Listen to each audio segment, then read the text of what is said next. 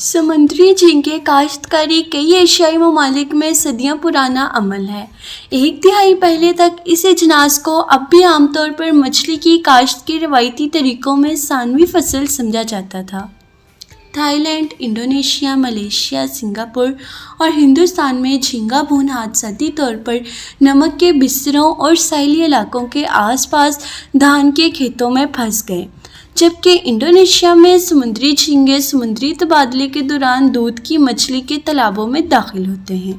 अभी हाल ही में असल फसल के मुकाबले में समुद्री झींगों की कटाई से हासिल होने वाली ज़्यादा आमदनी की वजह से किसानों ने बिलाखिर इन खेतों को झींगों के फार्मों में तब्दील कर दिया।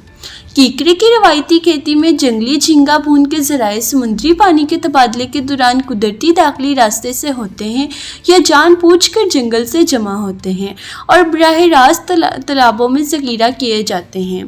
पैदावार का इन्हिसार जंगली भून की मौसमी कसरत पर है, जिसमें साल ब साल बड़े पैमाने पर उतार चढ़ाव आता रहता है।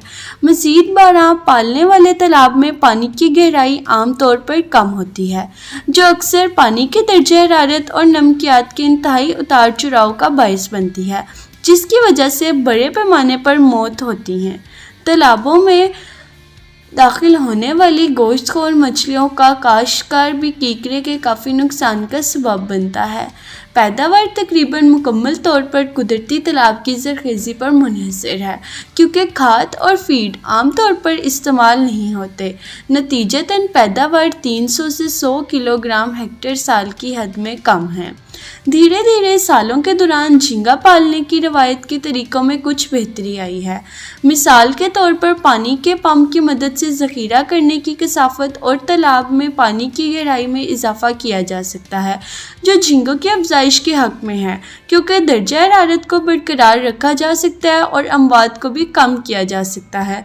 तालाब में ज़ख़ीरा करने की कसाफत को बढ़ाकर जंगली भून से भी पैदावार और बढ़ाई जा सकती है। ताहम जंगली बीज की फराहमी अब भी मुतज़ाद और नाकाफ़ी है कि सनत की बड़े पैमाने पर तरक्की मुमकिन नहीं है। 1944 में डॉक्टर फॉन्जिंगा, जो झींगा कल्चर के दुनिया के तस्लीम शुदा बाप हैं, ने जापान में पेनियस जोपिनिकस के लार्वा को कामयाबी के साथ पैदा किया और जुज़वी तौर पर पाला। लार्वा पालने में कामयाबी और इसके नतीजे में कीकरे की अफजाइश ने फ़न को इस मुकाम पर पहुंचा दिया कि बड़े पैमाने पर सकाफत मुमकिन थी। 1961 में टेक्सास, यूएसए में गैल्वेस्टन लेबॉरेटरी के मिस्टर हैरी केक ने डॉक्टर फॉन्जिंगा के साथ मिलकर 2 अमेरिकी अनवा के लार्वा को कामयाबी के साथ पैदा किया और इनकी परवरिश की। बाद में इस तकनीक को ताइवान, फ़िलिपाइन, थाईलैंड और मलेशिया में मुकामी अनवा में पी मॉन्डन और पी इंडिकस के लार्वा को कामयाबी के साथ पैदा करने में इस्तेमाल किया गया। ताहम हालिया पेशरफ्त से पता चलता है कि मुनासिब इंतज़ाम के साथ रवायती तालाबों में इजाफी खुराक के बगैर पैदावार को 500 से 800 किलोग्राम फ़ी साल तक बढ़ाया जा सकता है।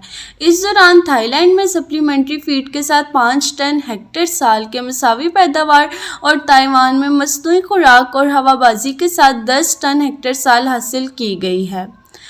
कीकरे की खेती की नशोनुमा में तवील हमल की मुद्दत जुज़वी तौर पर इसकी तजारती काबिल अमलियत को ज़ाहिर करने के लिए नाकाफ़ी तकनीकी और माली इनकी पिट की वजह से है।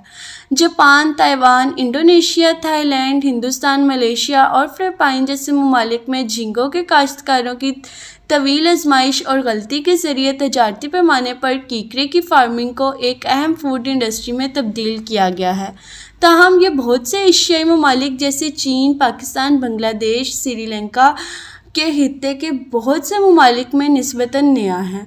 मार्केट की आला तलब और बरामदी कीमत कीकरे की खेती में बढ़ते हुए मौक़े और रोज़गार की फरहमी और गैर मुल्की ज़र मुबादले के बहुत से ममालिक को झींगा कल्चर की सनत की तरक्की पर ज़्यादा ज़ोर देने की तरगीब दी गई है।